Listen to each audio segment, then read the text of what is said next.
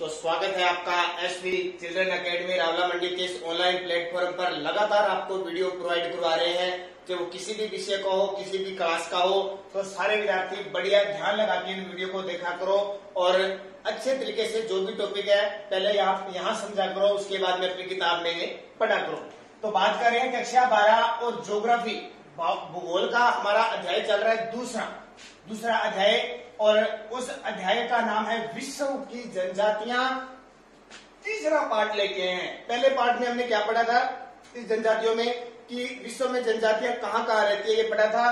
दूसरे पार्ट में हम बात करें एस्किमो जनजाति की, स्टार्ट किया था हमने। एस्किमो जनजाति किन क्षेत्रों में रहती है आपको मैंने पूरा नक्शा बना के दिखाया था, आपने पढ़ भी लिया होगा। तो हमने कल पढ़ा था निवास क्षेत्र की एस्किमो जनजाति कहाँ कहाँ रहती है। आज हम बात करेंगे एस्किमो जनजाति की आर्थिक क्रियाकलाप। आर्थिक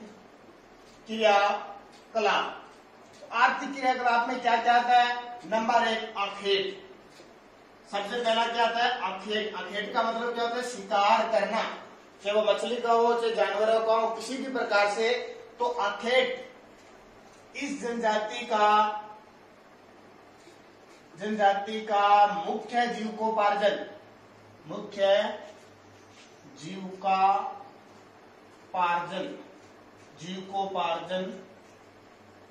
आखेट है। ठीक है, क्यों? क्योंकि आपको पता है अब हमारे क्षेत्र में क्या होता है, मैदानी क्षेत्र है तो वहां कृषि कर लेते हैं, हम उद्योग स्थापित हो जाते हैं। इस ध्रुवीय क्षेत्रों में अति शीत प्रदेशों में कुछ नहीं होता है, सिर्फ जानवर होते हैं और मछलियों का शिकार करते हैं। तो इस जनजाति का मुख्य जो जीविकोपार्जन है वो आखेट करना है। अब ये आखेट कितने प्रकार का होता है, ये कितने प्रकार से शिकार करते हैं? तो 2 प्रकार से, एक तो शीतकालीन आखेट, शीतकालीन, और दूसरा बसंत ऋतु में। ठीक है, एक तो ये शीत ऋतु में शिकार करते हैं और एक बसंत ऋतु में शिकार करते हैं, और ज्यादातर मछली का शिकार करते हैं क्योंकि बर्फ है, बर्फ के पिघलने के बाद पानी नीचे जम जाता है। देखो ये रहते हैं ध्रुव के ऊपर, ध्रुवों पर रहते हैं ना, ये ध्रुवों पर रहते हैं। तो ये खूब सारी बर्फ है। क्या सब जगह बर्फ है? ध्यान रखना, नीचे की साइड में पानी होता है, नीचे की साइड में पानी होता है। और इन क्षेत्रों में क्या होता है, 6 महीने दिन रहते हैं और 6 महीने रातें रहती है। जब दिन हो जाते हैं, सूर्य यहाँ पे चमकता है, थोड़ा बहुत जितना भी चमकता है, तो यहाँ ये बर्फ पिघलने लग जाती है। ये बर्फ पिघलेगी, यहाँ जल बन जाएगा, यहाँ बर्फ पिघलेगी, ऐसे करते करते जल बन जाएगा और यहाँ बहुत बड़े तालाब, बड़े बड़े क्षेत्र बन जाते हैं। और इसलिए हम कहते हैं ना अंटार्कटिका महासागर, उसको कई बार महासागर मानते नहीं है क्योंकि वहाँ बर्फ ही बर्फ होती है। तो ध्रुवों में ऐसे होती है। उसके बाद देखिए अब ये आखेट करते हैं कैसे? जैसे शीतकालीन आखेट की बात करें, शीतकाल में कैसे करते हैं? शीतकालीन ऋतु में शिकार कैसे किया जाता है? देखो मछली का शिकार, ऋतु में मछली का शिकार।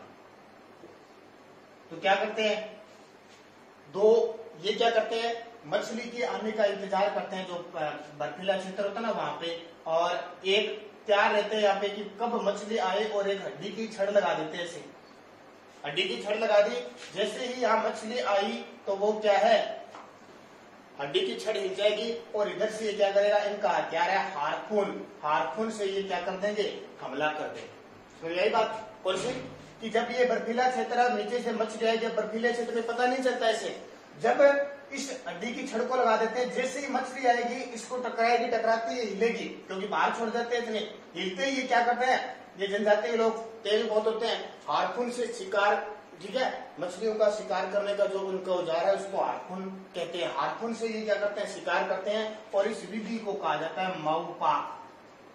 इस विधि को क्या कहा जाता है? माउपाक कहा जाता है। ध्यान रखना, ये इस प्रकार की। दूसरी विधि होती है इनकी इतुरपाक। दूसरी विधि क्या होती है? माउपाक तो सीधा हो गया, हड्डी की छड़ लगा देते हैं जैसे। इतरपाक में क्या होता है, 2 छिद्र बना लेते हैं बर्फ के अंदर, 2 छिद्र। ठीक है, एक में तो क्या करना चाहिए, मछली आएगी, जाहिर सी बात है, मछली तो लालच में आएगी।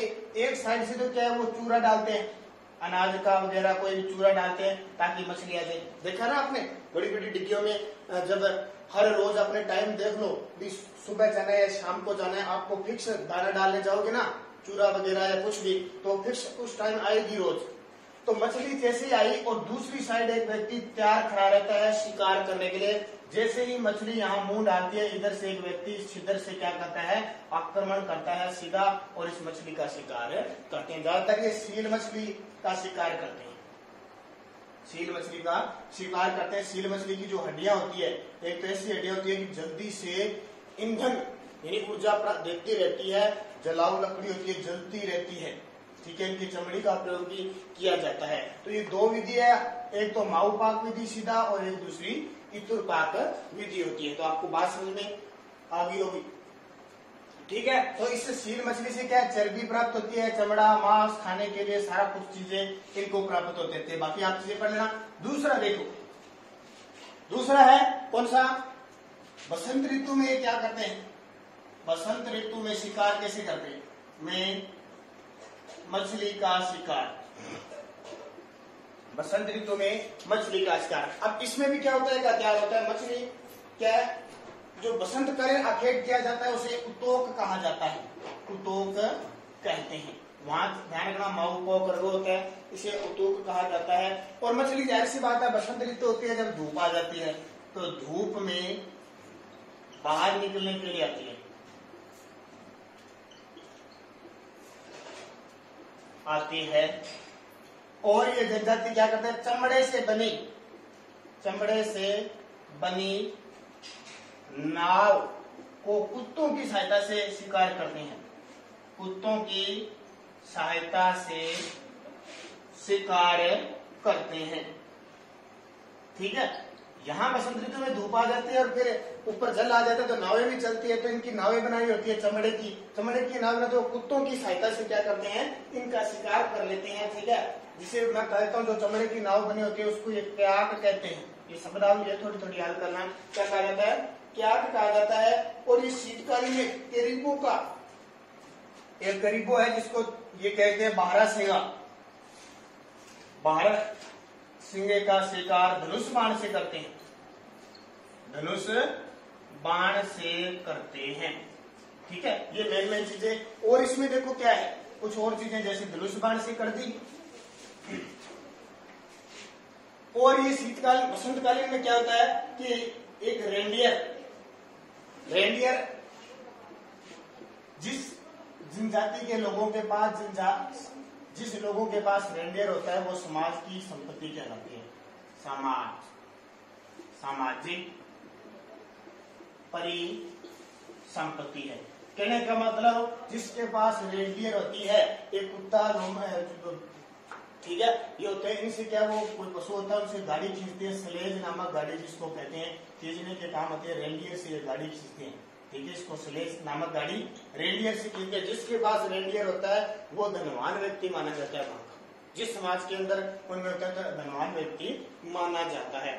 इसके बाद में इसमें कुछ और बातें हैं, जैसे खाल बनाई जाती है, हड्डियों से धागे वगैरह सारा कुछ बनाए जाते हैं, तंतु बनाए जाते हैं। सील मछली का रंग महत्व है। तो ये सारी बातें किसमें है, इस शिकार के अंदर है, शीतकालीन और बसंत ऋतु की जो बातें हैं। अब देखिए इंपॉर्टेंट आती है, इनका भोजन क्या है। तो आप बता सकते हो, अंदाजा लगा सकते हो कि इनका भोजन हो क्या सकता है, क्या हो सकता है इनका भोजन। तो भोजन की बात करें, भोजन है इनका कच्चा मांस, कच्चा मांस खाते हैं, जाहिर सी बात है खाते हैं, तो एस्किमो का नाम है क्या, कच्चे मांस खाने वाले। इसके अलावा जो भी इनके पास होता है, छोटी मछलियां स्थानीय जीव जंतुओं से भोजन प्राप्त करते हैं, चाहे वो जानवर हो, कोई भी पशु पक्षी हो, चाहे मछली हो, मछली पालन से ये सारा कुछ क्या करते हैं, भोजन प्राप्त करते हैं। उसके बाद में वस्त्र, तो इनके वस्त्र क्या है। अब ये भोजन तो देखो अनाज तो खाते नहीं है क्योंकि कच्चा मांस खाते हैं, और वहां पे जितनी इनके पास ऊर्जा यानी जो हड्डियां वगैरह होती है उनसे ये आग जगाते हैं। आग जलाने के बाद कई बार तो इनको मांस को पका भी लेते हैं, नहीं पकाते हैं, क्योंकि जितनी भी सुरक्षा इनके पास होती है वो इतना कुछ करते हैं। वस्त्र, अब जाहिर सी बात है ठंडे प्रदेशों में रहेंगे, ठंडे प्रदेशों में गर्म कपड़ों की आवश्यकता होती है, गर्म वस्त्रों की जरूरत होती है। ठीक है, गर्म वस्त्रों की इनको जरूरत होती है। जाहिर सी बात है, गर्म पहनेंगे चाहे वो उन्नी है, और खास करके सुअर, एक सुअर है, सुअर से बने, सुअर की खाल से, खाल व बालों से बने तथा मछली की चर्बी युक्त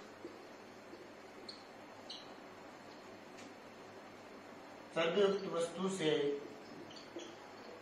बने कपड़े पहनते हैं, क्योंकि पहनना पड़ेगा, इतनी सर्दी है, यानी वहां तापमान क्या है, 0 डिग्री सेल्सियस से भी कम है। तो हिसाब लगाओ, कपड़े तो पहनने पड़ेंगे उन्हीं। और सुअर है, लोमड़ी है, जो रेंडियर है, इनकी जो खाल से बने होते हैं, इनके बाल से जो वस्त्र बने होते हैं, उनसे ये वस्त्र बनाकर पहनते हैं। ठीक है, स्त्री पुरुष दोनों एक समान वस्त्र पहनते हैं। जर्सी नुमा बायदार वस्त्र जिसे तिम्याक कहते हैं, एस्किमो जर्सी नुमा बाहेदार एक वस्त्र पहनते हैं, जर्सी नुमा बाहेदार एक वस्त्र पहनते हैं, जिन्हें क्या कहते हैं, तिम्याक कहा जाता है। क्या कहा जाता है? तिम्याक कहा जाता है, तिम्याक। ठीक है, तो ये इनके मेन वस्त्र हो गए। मेन चीजें आप किताब में पढ़ लेना, क्योंकि जो इम्पोर्टेंट बात होती है आपको यहाँ पे बोर्ड पे बता दी जाएगी। इसके बाद में पढ़ेंगे निवास कर रहे हैं, कहाँ का निवास करते हैं, कैसे रहते हैं, किस प्रकार के घरों में रहते हैं। अगले वीडियो में हम बढ़िया तरीके से बात करेंगे। तब तक आप इसका आर्थिक क्रियाकलाप में आखेट, भोजन और वस्त्र को किताब में से बढ़िया तरीके से पढ़ लेना, ताकि जो जो चीजें आपको करवाई जाती है आप बढ़िया पढ़ सकें।